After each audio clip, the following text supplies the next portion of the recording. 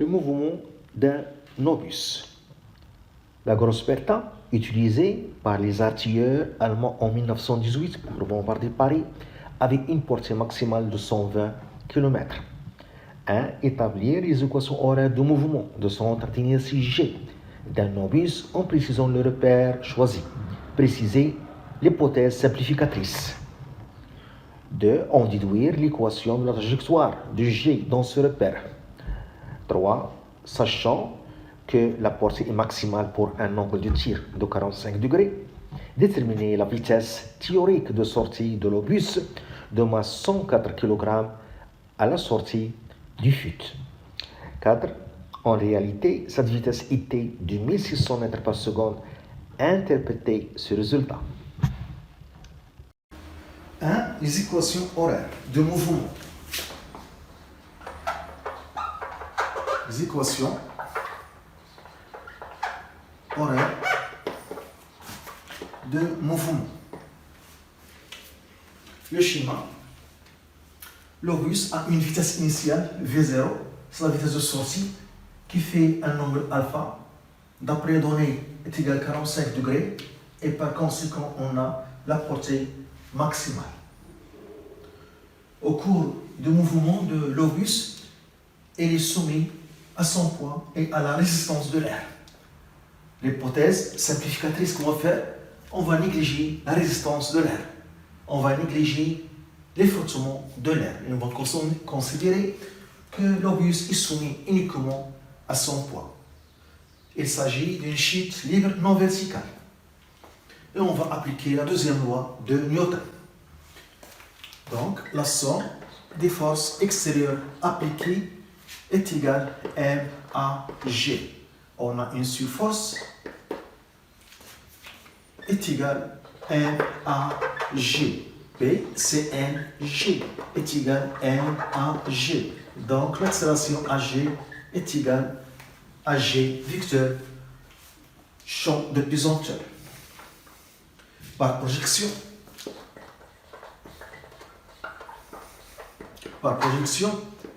sur OX, on a AX est égal à 0. La projection de AG, c'est AX, et la projection de G sur l'axe OX est 0, car le vecteur G est perpendiculaire à l'axe X. Donc, la projection d'origine ici et de l'extrémité se trouve au même point. Donc, la projection donne un point, c'est 0. Sur OZ. La projection de AG, c'est AZ. Et la projection de vecteur G sur l'axe OZ, la projection dans toute la longueur. Donc, c'est G, mais G, I, K, de sens opposé. Donc, c'est moins G.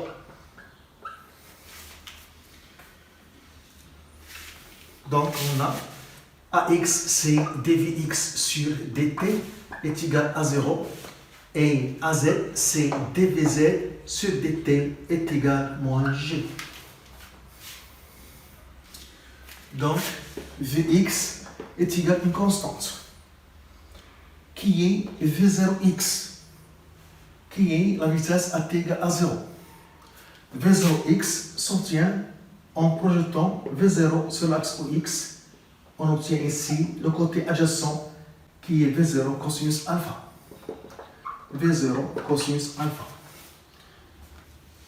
Vz est égal à moins G fois T par intégration plus une constante qui est V0z. V0z, c'est la vitesse, c'est la coordonnée de vecteur vitesse sur l'axe OZ à t égale à 0.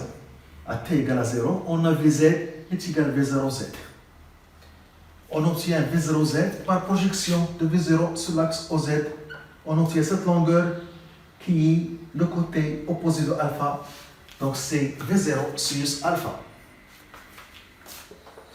Donc Vx est égal à V0 cosinus alpha.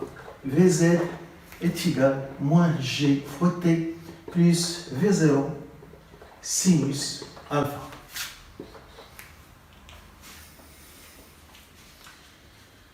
À t égale à 0, Vz égale V0Z. Donc V0Z, c'est Vz à t égale à 0. Donc V0Z, c'est V0 sinus alpha. Vx, c'est dx sur dt. Donc est égal à V0 cosinus alpha. Vz, c'est dz sur dt. dz sur dt, qui est égal à moins gt plus V0 fois sinus alpha. Par intégration, x est égal à V0 cosinus alpha fois t plus une constante qui est x0. À t égale à 0, x est égal à x0. x0, c'est l'abscisse de l'obus à t égale à 0. Z par intégration, moins 1 demi, gt au carré, plus V0 sinus alpha, fois t plus z0. À t égale à 0, z égale z0. Donc z0, c'est l'ordonnée à t égale à 0. Et on a, d'après les données, ici, l'obus à t égale à 0 se trouve en haut. Donc x0 est égal à 0 et z0 est égal à 0. Donc les équations horaires sont x est égal à v0 fois cosinus alpha fois t et z est égal à moins 1 demi gt au carré plus v0 fois sinus alpha fois t. Ce sont les équations horaires de mouvement. Deuxièmement, l'équation de la trajectoire.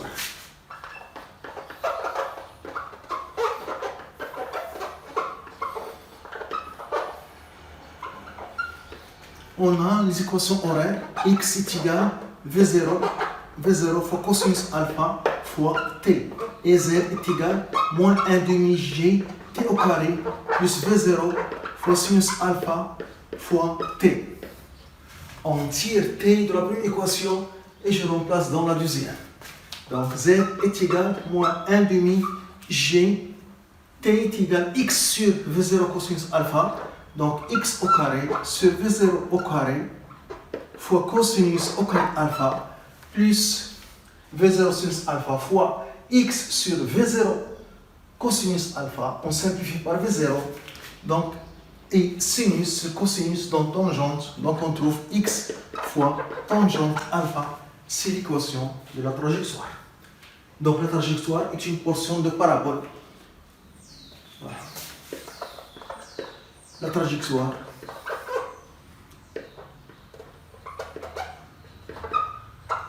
est une portion de parabole. Donc l'équation d'une parabole d'une manière générale, c'est fx est égal à x au carré plus bx plus c. C dans ce cas est égal à 0. Troisièmement, la vitesse théorique de sortie.